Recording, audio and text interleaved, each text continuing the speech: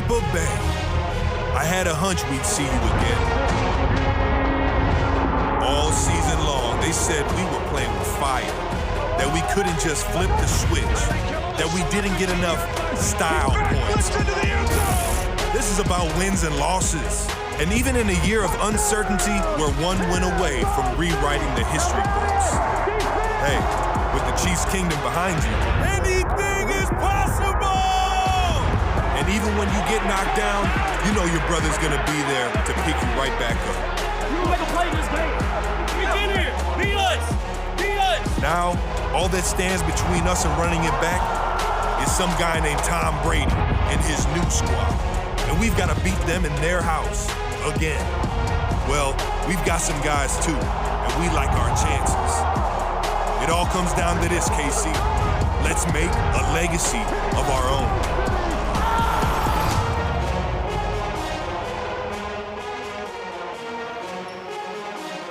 They've taken everyone's best shot all season long, but despite wearing a target on their back for a full calendar year, here we are back in this moment.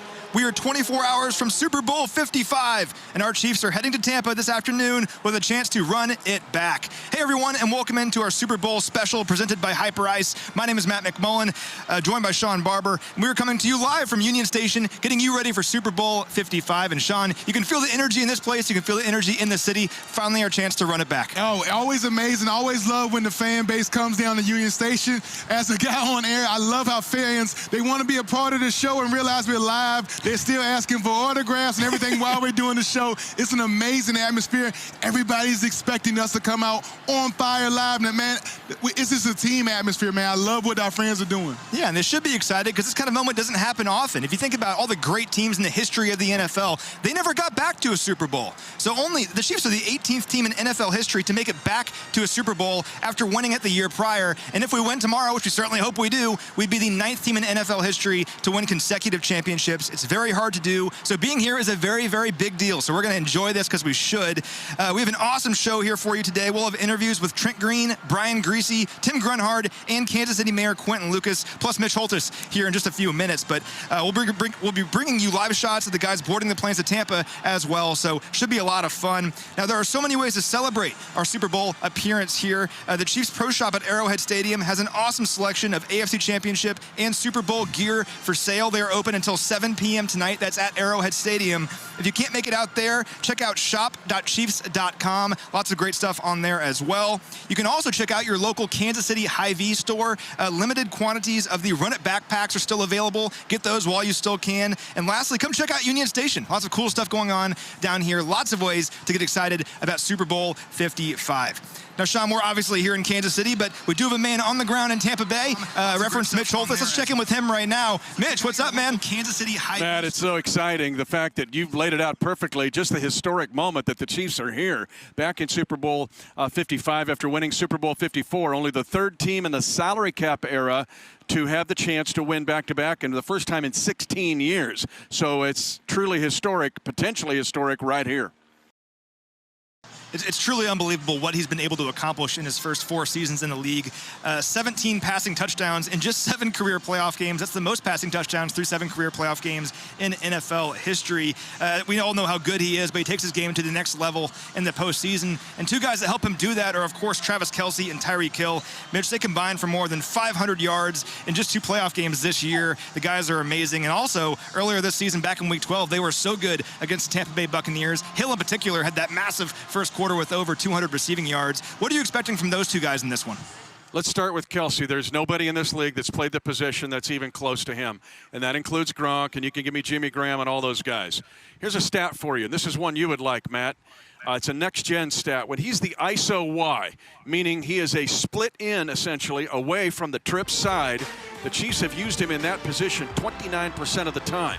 The next closest tight end in that spot is 16%.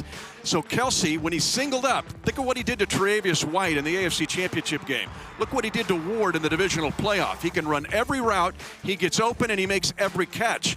Plus, coach asked him to do all the other tight end things. He still has to block, he has to wham block. He's involved in practice at 7-on-7, and he's involved in 9-on-7 run game. He's truly unique. For Hill, Tyreek has worked at his game. I am super proud of him. of what he entered the league as in 2016 as the fastest guy in the league and what he has become. Because he's still the fastest guy, if not one of the fastest guys in the league. He's become a quick twitch route runner. You play him press, he will beat you off the ball. Look what he did to Carlton Davis in the first game. Oh, you're going to play him off. He'll still beat you with those first couple moves, either in cut or a double move to get by you. Tyreek Hill has become, right now, arguably the best speed route runner in the game. If anybody can put it in words, let's talk about postseason and how big Sammy Watkins is going to be as a factor in this game, because he's not the number one, not the number two option, but even as the third option, he's such a valuable asset to Pat Mahomes and Andy Reid. Two things here, Shop. One, Tampa Bay and Todd Bowles plays nickel 63% of the time. He plays dime 1% of the time. What does that mean? He doesn't play a 6 DB. He plays linebackers. He asks his linebackers to be in coverage with 5 DBs. Why is that an answer to your question? Because now Sammy Watkins gets involved in this game, not just catching passes, but he's very good. He and Pringle are outstanding in blocking for those wide receiver screens, the quick pop pass that Next Gen Stats calls it. The Chiefs run 67% shifts in motions. They've had 7 touchdowns off pop passes the last 2 years. Watkins is involved in that because many times if he's not the receiver, he's the guy that's setting up the play to go big off that pop pass. So Sammy Watkins being on the field is more than just something on the stat line. It creates strategic issues for the Tampa Bay Buccaneers and advantages for the Chiefs in space in getting those quick plays off. Sammy is, of course, questionable entering this game, but hopefully he can play because you're right, he changes everything for this offense. And this offense overall, Mitch, even without Sammy, through the first 2 postseason games, has had so much success, excluding kneel downs through this postseason. On drives Patrick Mahomes has led. He's led 12 of them. The Chiefs have scored 10 times and 7 touchdowns on those 12 drives. Just crazy stuff. What's impressed you overall about this offense the last 2 games? And Tyreek dropped the 40-yard pass, so that's one of those that he didn't get, right? He's probably going to score on that drive, on the first drive against Buffalo. All right, what's impressed me is the elevation of other guys. How about D-Will? Daryl Williams didn't get to play in this game last year. He was injured. So was Alex Okafor. So was Juan Thornhill. So was Andrew Wiley. And Shop will tell you this. This league does not usually give you second chances. They got a second chance right here in this stadium. Now, why do I answer it that way? Because we've seen the elevation of guys. Byron Pringle has been a stud in the playoffs. Daryl Williams has been outstanding, either in a 4-down running back situation or catching critical passes to keep getting first downs and keep drives going. D-Will's a big part of this team getting to this spot. So it's been other guys stepping up. We know, you already listed the guys that are the familiar names. It's the unfamiliar guys that have lifted, the tide rises all boats. We've seen that in the playoffs, and including the offensive line. Guys like Allegretti. We've seen Remmers have to play right, and now he's going to have to play left. Those guys have all stepped up. Wisniewski slips right back in again. That's what's been impressive about this team in the playoffs. And on the defensive side, the D-backs are all hitting their prime right now. They're hitting the peak of their season when it counts the most. Cannot wait to see what these guys can do tomorrow. Mitch, I know you're probably about to combust right now. You're so excited. Dude, it's been 2 weeks of this. I calm down and then I get fired up. And my plane ride down here looked like a Hy-Vee Chiefs Kingdom Monday night show. It was full of fans doing cheers, same in the terminal. And there's a bunch of Chiefs fans here in Tampa. But just understand the truly historic moment that's in front of us right now. If the Chiefs win this game, you got to think about this. In a 3-year span, they will be 46-10. It'll be one of the greatest runs in the history of this league. It's in its 101st year. Cannot wait to see how it plays out tomorrow. Mitch, you have a pretty busy day ahead, so we'll let you go, but bring us some of victory, okay? We're going to get these Chiefs fans to yell here a little bit. I got a whole live audience with us. Yeah, even the Bucs gal. Yeah, the Bucs gal's cheering for us. I like it. Yeah. We'll baptize you in the kingdom. We got it. But no, it's exciting here. We're ready to go. Let's get this. Let's do it. Run it back. Shop, Matt, we can see the top of the mountain again. We can see it from here. We'll unfold another banner at the top of that mountain. Appreciate it, Mitch. You know, Mitch could fire me up to, like, go mow my lawn or something. Like, it's incredible. His words just have power, don't they? I just continue to write notes as he's talking. I know people think maybe I'm not paying attention. I'm just continuously writing notes. When he says, you know, a tide raises all the boats, I think of Pat Mahomes as like a natural tsunami for the Kansas City Chiefs. The way he can rise the level of play of all of our wide receivers is like no other, right? We all focus on the you know, Tyreek Hill. We focus on Sammy Watkins. But, man, what about D-Rod? What about Pringle? What about all the other offensive weapons that get elevated to a higher level by being in the presence and playing on the same field as one Pat Mahomes? Just one punt for this offense in the playoffs so far. It's really been a lot of fun to watch. And for an additional perspective on this offense and Patrick Mahomes, I caught up with former Chiefs quarterback Trent Green earlier this week.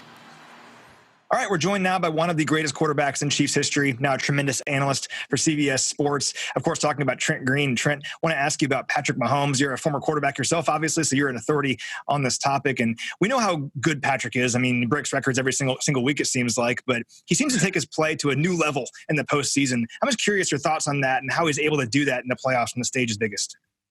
Well, and I think that's the thing that's really jumped out to me is it's almost like you can see it in his eyes, right? I mean, it could be big, whether it's big games during the regular season or, as you mentioned, the playoff games going over the last couple of years. Even back to, you know, that first year he was a starter going into that AFC Championship game in the final drive of regulation with 39 seconds where he goes down and puts him in position to get the field goal to send it to overtime. So he does. He gets laser focused when it comes, you know, playoff time, when it comes big game time, and he's been able to handle the pressure. He's done a tremendous job of that. And the fact that he's only 25 and this is his third year as a starter and he's accomplished so much, it really is amazing. But, you know, I think the guys around him expect it. I think that's part of being a leadership role of playing quarterback. Is number one, you know, you have to be able to execute, you have to be able to carry out, and you have to be able, you know, to do what the coaches are asking you to do. And then when you do that, then all of a sudden, you know, the outside, the way players are looking at you changes. And I think that expectation comes in like, hey, this is no big deal. We got Patrick Mahomes. Hey, we're down by 4 with whatever time. We're down by 2. We're down, you know.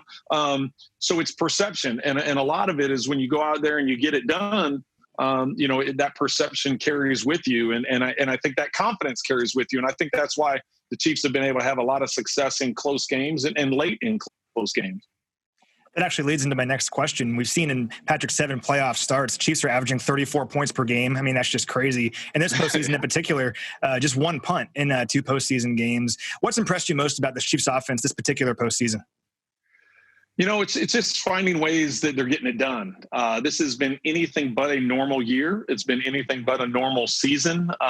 There continues to be changes. There will be changes again on Super Bowl Sunday. The way they've been able to adapt. Are the main pieces still there? Definitely. You know, Patrick Mahomes is there, Tyreek Hill's there, Travis Kelce's there.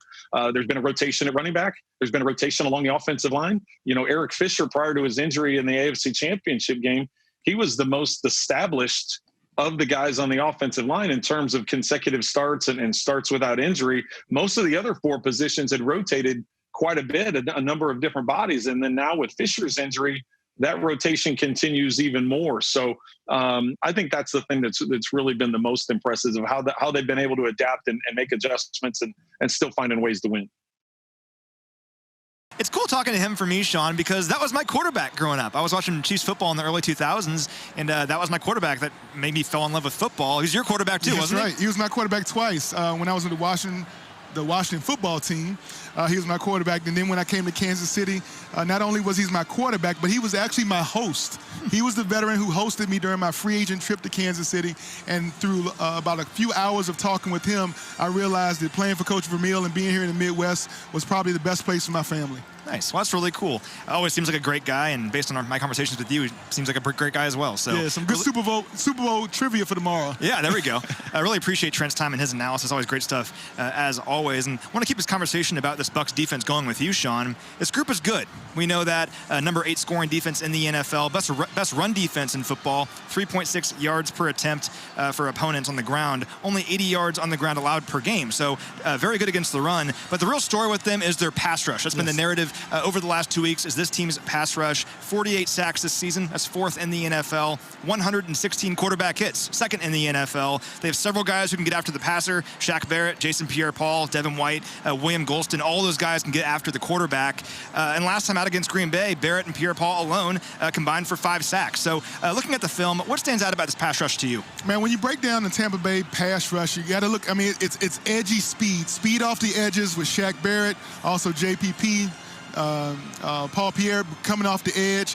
But then when you look interiorly, in the interior, they still get a nice force up the field. They're taking those A and B gaps with Dominican Sue is a pressure up there, but then also with their linebackers, Levante Davis and Devin White.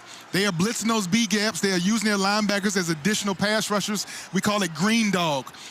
Sometimes the linebacker is responsible for a tight end or responsible for a running back, and when those guys don't go out in the coverage, they add to the pressure package. And so a lot of times when you talk about front 4, sometimes that leaks into their linebacker core. So you got about 6 guys you got to worry about, and your 5 guys got to pick up their 6. And so from a pressure standpoint, it's edgy speed off the edge, lightning quick guys pin their ears back with Shaq Barrett and JPP, but then there's also that interior push to push that pocket to try to eliminate the chance of a quarterback stepping up in the pocket. Now, the good news is the Chiefs back in Week 12 mostly held this pass rush at bay. Just 2 sacks for Tampa in that game. 1 was a strip sack, so that was a bad thing. But overall, we held this pass rush at bay. There's Mike Rimmers and Nick Allegretti arriving at the airport. 2 guys will be counting on to hold this pass rush at bay. But this offense overall against Tampa Bay and this defense, as good as they are, had a ton of success back in Week 12. That we know that. 269 yards for Tyreek Hill through the air. Most of that happened in the first quarter. And Patrick Mahomes threw for almost 500 yards in that game. So kind of a 3-part question here for you, Shawn. All right. How are the Bucs defending the Chiefs in that first half? How did the Chiefs take advantage? What adjustments did they make? And what are you expecting this time around for this Bucs defense? All right, well, let's talk about Todd Bowles, right? He's a defensive coordinator. Let's see, is he going to be who he's been all season long? Historically, Todd Bowles, he's an aggressive, he runs a lot of zones and blitzes and stuff like that. But one thing he does is he doesn't change much. He's not a guy who's going to abandon what they've been doing all season long just to try to beat you. And I look at the New Orleans Saints game. Early in the year, the Saints scored 34 points against them, and then later on another 30 points. When they got to the playoffs to play him a 3rd time in one season, he stood true to his same concepts. The one thing they did, they got a little bit more aggressive. They got a little bit more physical. They got a little bit more risky and challenged Drew Brees at the line of scrimmage and really just came after him a little bit more. So one thing I can kind of say, even though we beat up on them and we started off fast, our offense was explosive the first time we played them, it ended up being, in the second half, the game got a lot closer. They made some adjustments, and what I see is them ramping up the physicality, getting a little bit more aggressive, trying to reroute our receivers early on and get to Pat Mahomes by any means necessary. I want to circle back on a Steam question here in a moment, but first, it's important to point out the ball-hawking nature of this Bucs defense in the postseason. The good news is, looking back at Week 12, the Chiefs turned it over just once in that game. It was that strip sack, and they have just 2 turnovers this entire postseason. None of them are on offense with Patrick Mahomes at quarterback. Chad Henne threw an interception, and Mecole Hardman had a fumbled punt. But the offense with Patrick Mahomes has not turned the ball over this postseason. That's good news, because you look at this Tampa Bay defense, they've been turning the ball over a lot. 7 takeaways in 3 postseason games, and they've scored 41 points off those takeaways. That's 45% of their point total in the postseason. You can't give them extra chances because they've been making the most of it. Yeah, in the NBA, I've heard this term. They say you live by the 3 and you die by the 3. Well, in football, it's the same thing with turnovers. You live by turnovers and you die by them. When they create a lot of turnovers, their offense is very opportunistic to put points on the board. But when you don't turn it over and you make it a possession-by-possession game, their offense kind of gets a little stagnant. So look for our offense to be, I wouldn't say cautious, but we definitely going to be concerned about knowing they have ball hawks all around the field. Their secondary will come up trying to punch the ball out, trying to strip sack, like you said, instead of just getting a normal sack, tackle for loss. Definitely going after that football to try to create a short field for their offense. And here's my next scheme question for you, Shawn. The one thing about these Bucs is they blitz a ton. 5th highest blitz rate in the NFL this season. And since Week 13, that's the week after we saw them, they have the highest blitz rate in the NFL. But here's the thing. The best quarterback in the NFL against the blitz is Patrick Mahomes. He's averaging more than 9 yards per attempt against the blitz this season. His passer rating is over 135. He's better against the blitz than most quarterbacks are with a clean pocket. It's truly incredible what he can do. And the Bucs recognized that back in week 12. They only blitzed him 9 times, one of their lowest rates of the year. But on those 9 blitzes, he goes 6 of 9 for 106 yards and 2 touchdowns. So, Sean, million-dollar question. Todd Bowles doesn't like to change much. Will he blitz Mahomes on Sunday, or will he sit back and play coverage? I mean, I think he's going to learn from previous mistakes. And so when you blitz Pat Mahomes, you expose the back end. It's a give and take. It's a risk-reward matrix. Every time you want to bring more defenders to try to speed up a quarterback's process, get him down on the ground, force him out of his comfort zone, you're giving up some of your defenders on the back end. Our offensive weapons, once we release and go downfield, are so exciting, so explosive. The last thing you want to do against the Chiefs offense is take guys out of the secondary just to try to speed Pat Mahomes up. He's so elusive, he can create extra time. When you force him out the pocket, he creates more time, and that allows his receivers to become even more explosive. And, of course, the big question in this game is, will the Bucs try to get pressure with just 4 with no Eric Fisher out there at left tackle? Mike Remmers will flip over to left tackle, and Andrew Wiley, I'm presuming, will bounce out to right tackle with Stefan Wisniewski at guard. Those guys can do it. We know that. But there's also strategies you can employ to hold a tenacious pass rush at bay. And for more on some strategies to do that, we caught up with a guy that knows a thing or two about playing offensive line, Tim Grenhard, just a few minutes ago. All right, we're joined now by former Chiefs center Tim Grenhard, of course, 11-year veteran, Pro Bowler, now a Chiefs ambassador, still doing a lot of stuff in our community. Tim, thanks for joining us, man. It's my pleasure. I want one of these cool sweatshirts you guys have. Oh, that is really neat. And by the way, congratulations to Kansas City. Congratulations to Kansas City Chiefs. Another Super Bowl. Absolutely. We had you on the show last year, so you're good luck, I think. That's right. You know what? And we'll be on again next year. That's the plan. That's the plan. Now, you're perfect for this segment because one of the big narratives in this game is, of course, no Eric Fisher for the Chiefs in this one. The offensive line of the Chiefs has some injuries. We've seen what they've done all year long, played pretty well, but no Fisher. We know that. This Tampa Bay pass rush is really good. That's a big storyline coming into this one. With your experience along the offensive line, what are some strategies the Chiefs could use to help negate that pass rush? Well, first of all, Andy Reid's going to have a plan for those guys. He's not going to put the offensive line in a position to fail. He will get his system where they get rid of the ball fairly quick, get the ball into the athlete's hands. You see Tyreek Hill, Hardman getting the ball maybe out in the flats. If you watch University of Alabama this year in their offense, all they did basically is get their really good athletes the ball in space. And the Kansas City Chiefs offense, the fuel for their offense is space. And I always say, don't get in a fight with a bully in a phone booth. So spread those guys out. So there's maybe 4 guys on the line, 6 guys in the box. So now you can kind of decide, okay, listen, we're going to turn the protection towards Pierre-Paul. We're going to make sure that, Goulston's not hurting us. What about Shaq? So they can make those kind of differentials as they go on through the game. Patrick Mahomes does such a great job of getting rid of the ball and also buying time with his feet and with his eyes. If you watch him, his eyes buy more time and move more people than anybody can do. It's just so much fun to watch him. All right, now I just wanted to follow up. I heard you say JPP and Shaq Barrett. Yeah. Tell us some of the strengths and weaknesses about today's pass rushers. Well, I think today's pass rushers is all green. Remember the old adage where, hey, listen, we're going to go after the quarterback, but that would be picked and choose. Yes. When you were playing and I was playing. In third down situations, now these guys, they're just going up the field. And I think a lot of times they lose contain. A lot of times they break down the kind of the continuity of the defense, and they can cause issues. And I think Patrick Mahomes has done a really good job this year taking care of those issues once they're presented to him. So he'll be able to kind of make some space. The thing about Patrick Mahomes is makes him so special, he's a creator, and he creates in space. Once again, space equals fuel for this offense, whether it's space for the athletes, whether it's space for Patrick Mahomes by finding that with the undisciplined pass rushers, or whether it's space by the offensive line, giving him a little bit of breathing room and giving him a pocket, like we say, give him a deep and wide pocket. If you can do that, you're going to have a chance. But this is going to be tough because they're going to pin their ears back and they're going to come after Patrick Mahomes. All right, I'm going to quickly follow up with what you said. You said a space. You said he's a space eater. He loves a lot of space to work with. Yeah. Well, being an offensive lineman who historically you block for pocket passers, kind of talk about the difference of mentality you have to have as an offensive lineman blocking for a true pocket passer versus somebody who is as mobile as Pat Mahomes. Well, when you have a guy who's mobile, first of all, he gets you out of trouble because if you get beat, he can make you guy miss. But you also don't know where he's at. at.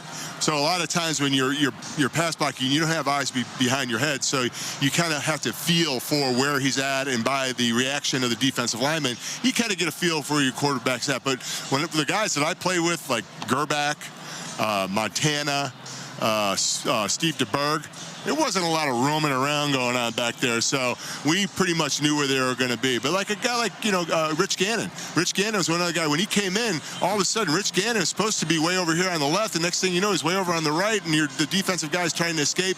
And the one thing I got to tell these guys to do, and I know they're listening. I know offensive linemen, you're out there listening, especially for the Chiefs.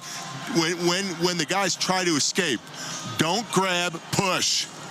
Because if you push, you won't get called for holding. And once a guy is pushed and he's off balance, that's all Patrick Mahomes needs is just a little bit of time. But it's a natural reaction. Once you guys leaving, you're going to grab. If you push him, get him off balance, Patrick Mahomes will have time. We don't need penalties. Penalties and turnovers will kill us in this game. And if the Chiefs could stay away from those two things, put another ring on it. And it's kind of funny if you think about it when talking about style of play at quarterback, because we couldn't have two more different quarterbacks here, and Patrick Mahomes and Tom Brady. Patrick Mahomes, yeah, pretty mobile. Tom Brady, not so mobile. So not expecting him to run too much tonight. Yes, it's funny because some of the defensive linemen for the Chiefs said he's hard to sack because he has shiftability in his shoulders. I don't know what that means. I mean, Shawn, you've missed a lot of quarterback sacks. What does that mean with shiftability? It's just a little shimmy, a little shimmy. Some quarterbacks, when you get around them, you got guys that dip, you got guys that roll out, you got guys that are mobile. Hey, Tom Brady knows he has no leg movement, no mobility. So right at the point of contact, he gives you a little shimmy to try to get you off. The shimmy. It's a shimmy. And you didn't notice that I kind of ripped you a little bit, just messing with you, right? You missed a lot of quarterback sacks. You let me get away with that. What's wrong with you? I'm focused. You are. I'm so focused on Always the game. focused. Like the Chief fans in Kansas City, everybody's focused. So last question for you here, Tim. You were obviously a huge part of this team back in the 90s, and you're still a huge part of the city, part of the Ambassadors. This team means a lot to you. We all know that. What would a win tomorrow mean to you? Man, I'll tell you, it's just so great. These guys that we're watching play, wearing the red right now, they're like our little brothers. And when we go out there and we watch, we just live vicariously through them, and we're just excited for them. And I think everybody here in Kansas City is. It's like when you go out and watch your little brother play Little League Baseball and he hits a home run, you're the first one standing up and cheering and being most excited about it, and that's the way we are. We're fans just like you guys. We are excited about these guys. We love watching these guys go out there and perform. The great thing for us is you know what, we're in that fraternity, we're in that brotherhood. We've worn those jerseys, and it was just a little bit more pride for us. The one thing that I regret in my career is not being able to hand the Lamar Hunt trophy to Lamar Hunt. But to see these guys hand the Lamar Hunt trophy to Clark Hunt really makes me feel good. I know the Super Bowl's great, and believe me, that's the most exciting thing. But for us, to be able to give Lamar his own trophy, we're able to do that. So when I see that, it brings tears to my eyes. And this whole run has been very emotional for me. I know for Shawn. It's just so great to see these guys having success. Yeah, well, I'm so glad that you guys are a part of it. I grew up watching you guys, so I'm glad that you're a part of this. You have a ring on your finger. That's a great thing. And it's so much fun. Just thanks so much for being here, Tim, and everything you do for Kansas City. Thank you. It's my pleasure. Anytime you need it, let's go Chiefs. Let's go get another Super Bowl. Let's put another ring on it, and let's come home and have a virtual parade, and then a real parade, and just have a blast.